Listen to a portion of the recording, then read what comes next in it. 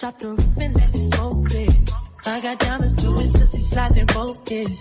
Dice rolling on the Las Vegas strip tonight. Slip that on and we might miss the fight. Fuck the night, I keep the quality in my shorty bag. You know she was mine when she tattooed that ass. I'm a lover boy, she love the toys. Keep it coming, you a rider. Just that roll myself a day and count my figure shit.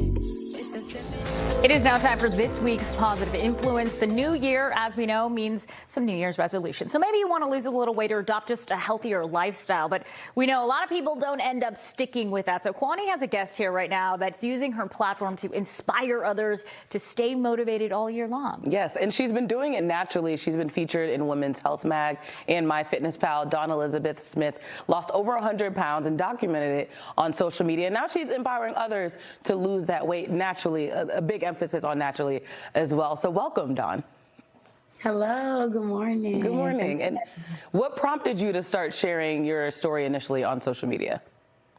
Okay, so actually in a couple of days, I make 4 years being on my journey. And so when I started my journey, it was like shortly after I had a passing of the friend and I had got bit by a snake. So I told myself once I healed after getting bitten by a snake, I was going to start my journey.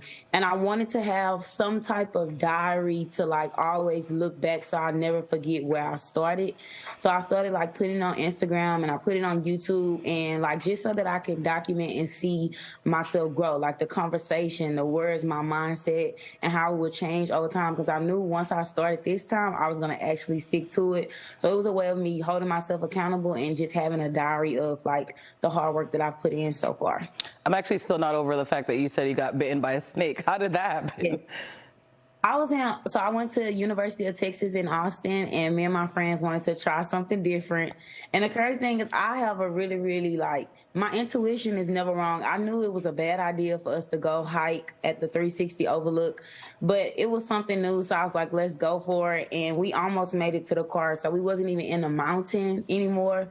We was down, and right when we was about to get ready to cross the street, we was all standing like this close to each other, like 1, 2, 3, 4.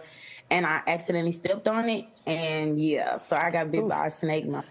My toe got really huge, and so by me being 311 pounds and walking around the 40 acres, I realized, I was like, okay, it scared me. I was like, I feel like it took that for me to realize that it was time for a change. I didn't think that when I said I was going to change, I was going to lose over 100 pounds. Yeah. I just was going to start trying to live a healthier lifestyle and take better care of my body. Well, to your point, we're still in January, and a lot of people probably still have weight loss at the top of their resolutions. What was the hardest part for you about getting started? So I guess when I first started, I wouldn't say that anything was really hard because I went in with the mindset of this is not going to be perfect. Like when I start, I'm going to take baby steps. Over time, the one thing that even now is still a difficult thing for me is the old me and my old habits constantly try to like pull me back into that old body, constantly tries to pull me back. So realizing when I'm going on a journey that it's not to get where I want to be and then bring back my old habits, it's to create new habits and healthier habits that will keep me in a new lifestyle, and just being open to that and like not being strong enough to not let my old habits kind of take me back down, you know? And to that point, consistency is definitely a big key. What was part of your journey of being consistent and making sure that you are living out this new lifestyle? So when I first started, I love to work out. So when I first started, working out was a challenge. But when I started, I said, okay, I really like doing this because I used to play sports all the time, but I really didn't find a lot of joy in sports because I always felt like I was always behind everybody else. So when I started working out and I started to see my true strength, I was like, okay, I can do this. And then when I started counting my macros, learning, literally just learning moderation, because growing up, and even anybody who's thinking about starting their journey, you really don't know moderation. Some people know how to eat intuitively, and some people just know how to eat and keep eating like me. That's all I did when I grew up. I just ate. But I knew that it had to be some type of tracking. It had to be some type of mental mindset to let me know that, okay, as long as I stick to this and keep showing up, keep working out, I can keep getting things done, and I can stay on my healthy journey and keep my results that I've worked hard for along the way. And I like you going back to what you originally said. I like that you use your social media platform, obviously to document it, but really to hold yourself accountable as well. But one of your posts that I really enjoyed was the fact that you said the journey should be rooted in self-love. Why do you think that's so important? Because most times people think they can hate themselves into a new body. Like you'll find like things that you don't like about yourself, and then you'll kind of like pick them apart, and you think that will be the motivation to get you to where you want to be.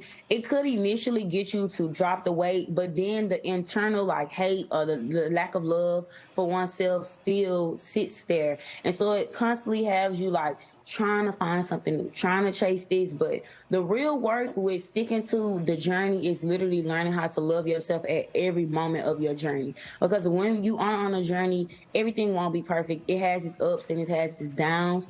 So like just learning how to like practice self-love, it never ends. It's almost like the journey. When you're on the journey and you start, it's no finish line. And that's the same thing with self-love. So while you're on the journey of taking care of your body, changing your habits, you still have to learn how to take care of yourself and show love towards yourself, because that's ultimately going to keep you showing up when on the days where you don't feel like it.